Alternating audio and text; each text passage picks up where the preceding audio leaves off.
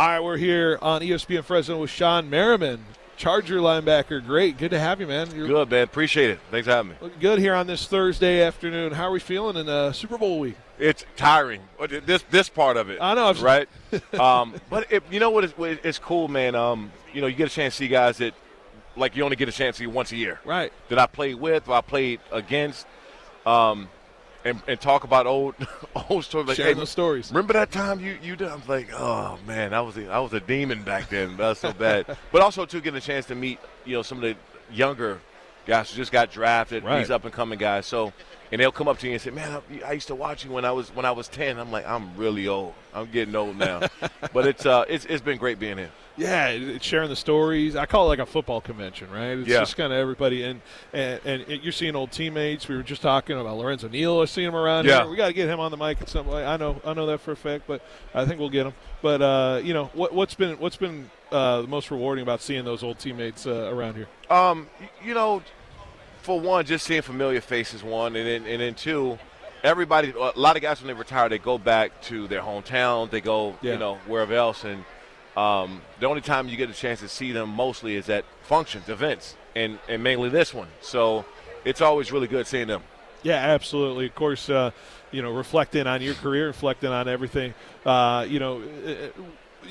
me about just what it's been like, kind of being an alumni, being an ambassador for the NFL. You think back to your days, but now kind of the guy who's ushering the guys in. You talk to some of the young guys coming in, especially on this Chargers team, right? What is it like to be a guy who's kind of helping those guys get into the NFL?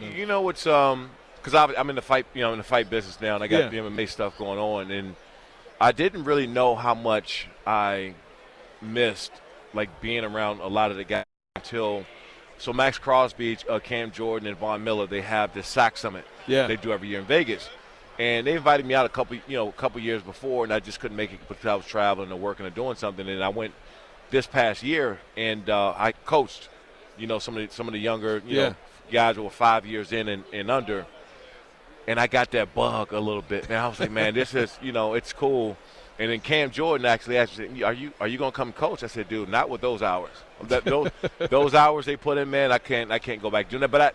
But all in all, I love being around the guys. Tell me a little bit about getting in the fight business real quick. The MMA side of things. How'd you find that after your career? I actually picked it up while playing. And I started to train in the mid 2000s. Jay Glazer had introduced me to Randy Couture. Okay.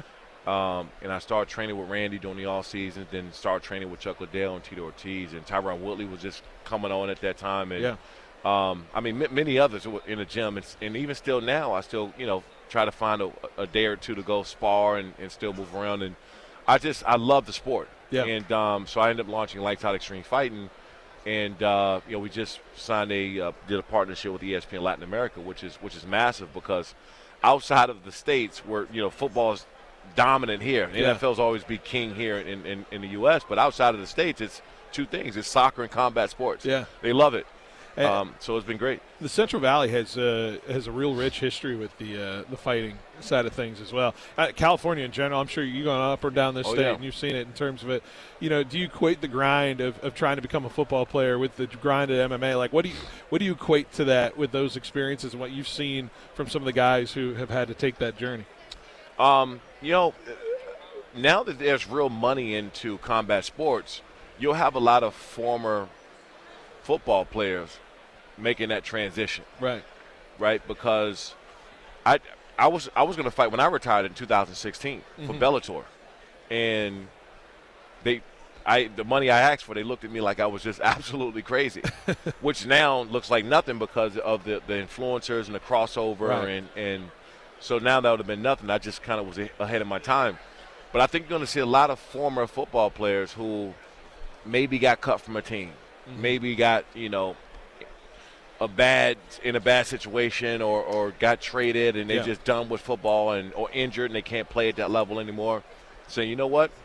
I'm going to go fight somebody, right? And it's the mentality is there. Now you just need to understand the discipline and get into a great camp. Is it like that when you're going up against O-line guys, right? The combat. Well, that's why I got into it. Yeah, right. That's why I originally got into it, because I just wanted to. I was so bad using my hands as a pass rusher. Really, I was terrible because I didn't play outside linebacker or even knew how to pass rush until I got to the University of Maryland. I never had a sack before in my life. Wow. And I got to Maryland, and they said, "Hey, we're gonna line you up out here. You go get the quarterback now." Uh-huh. And I was like, "Okay, how do you do that?" Because I always played middle linebacker. Right.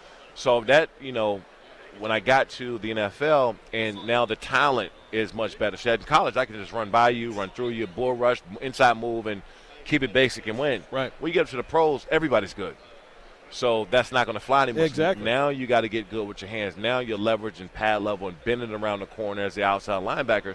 Those things are more important, and that's what MMA helped me get better in. And what's fascinating about the connection, right, with MMA and all that, it sounds like I hear pass rushers talk about how they're going to be, how they set guys up.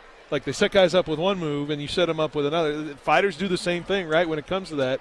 It's fascinating, the chess match that happens. It's so much of a chess match, and the more and more you learn about it, the more and more you get locked in. Yeah. And you want to know more, and you're watching the game within the game, right? When you're fighting somebody, set them up with feints and hit them upstairs, hit them down, and just, kind of set them up for a big overhand right? Right. In football, as an outside linebacker and pass rusher, you might just do speed up the field to get this guy's hips turned and make him think, oh, he's going to try to beat me with speed every time. And you turn that thing into a bull rush, that's the setup. And once you understand that aspect of it, I mean, you just fall in love with it. Absolutely. And of course, it's been kind of amazing. I feel like the pass rushers nowadays, this generation, it's just getting stronger and stronger. Yeah. You notice that in the NFL? I mean, we got guys, like it feels like guys on every team is able to do what you were doing in the NFL. Like, how have you seen the growth of the pass rush in the last It was mind-boggling to being out there with Max Crosby and Cam Jordan and Vaughn and the rest of the young pass rushers, but how they see things now. Yeah. You got to remember, back when I played, there, you had the Peyton Mannings of the world who can throw but couldn't run. Can't run under a phone booth. Right? Tom Brady can throw but couldn't run. Yeah. Ben Roethlisberger was the only maybe tweener that could. Right. But now you have Josh Allen. Now you got Patrick Mahomes. Now you got Lamar Jackson. Now you have Joe Burrow. Right. Justin. We didn't have that. You were either one or the other. Yeah. And you may be able to do one thing a little bit, but wasn't that great at it. Right. These guys can hurt you with their legs and their arm equally. Yeah. And so how you rush the pass, the quarterback now is different. I'm hearing them talking. I'm like, wow. Y'all got to pay attention to that now. Y'all got to really work on that, because once we beat our guy, you're going to get a sack. Right. Now these guys can escape. So when you hear Philip Rivers is coming back to today's NFL to play 3 games, you're sitting there like, man, Phil, I don't know what you're looking into here for 3 games. Did you talk to him when he was making the comeback? It's funny. We were all together at Antonio Gates' Hall of Fame induction in Canton in August. And at Antonio Gates' event, it was like me, Drew Brees, LT, and Phil and Gates were all circled up and talking. And then most of us was talking about football in the past tense. Right. Phil wasn't doing it. Yeah, but it did make sense then. And I was thinking it, but I didn't really think much of it. Right. And then when he came back, and I said, oh, okay, this makes total sense. But that's who Phil is, man. Right. I wasn't actually worried about his playing ability. When I texted him, I just reached out to him to make sure that he was feeling good the next day he woke up. That's what I was worried about. Yeah. Because you played against that team, Seahawks, playing the game, your body can get used to that, but the recovery you can't. Yeah. So when I texted him, I said, dude, how do you feel? So. Yeah. You got a good Lorenzo Neal story for us for the Fresno folks? Yeah. I mean, I could do that's my brother, man. Yeah. That's me. Lo Neal, which is a shame he's not in the Hall of Fame, because he should be. He should be. And I played against them all.